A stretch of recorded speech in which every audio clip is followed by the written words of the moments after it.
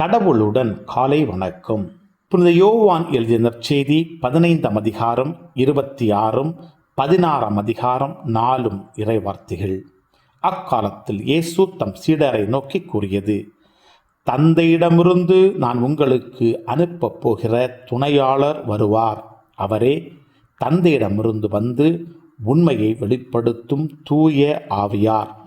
அவர் வரும்போது என்னை பற்றி சான்று பகர்வார். நீங்களும் சான்று பகர்வீர்கள், ஏனெனில் நீங்கள் தொடக்க முதல் என்னோடு இருந்து வருகிறீர்கள். நீங்கள் நம்பிக்கை இழந்து விடாதிருக்க இவற்றையெல்லாம் உங்களிடம் சொன்னேன். உங்களை தொழுகை கூடத்திலிருந்து விலக்கி வைப்பார்கள். உங்களை கொல்லுவோர் கடவுளுக்கு திருப்பணி செய்வதாக எண்ணும் காலமும் வருகிறது. தந்தையும் என்னையும் அவர்கள் அறியாமல் இருப்பதால் தான் இவ்வாறு செய்வார்கள்.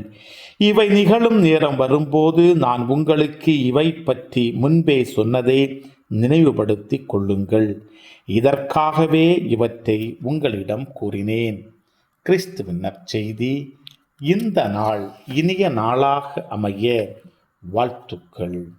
பல பல பல புதுமைகள், பெருமைகள், இனிமைகள் இறங்கிய நல்ல நாள், ஒரு நல்ல நாள், நம் தேவன் தந்த நாள். இது நல்ல நாள், ஒரு நல்ல நாள், நம் தேவன் தந்த நாள்.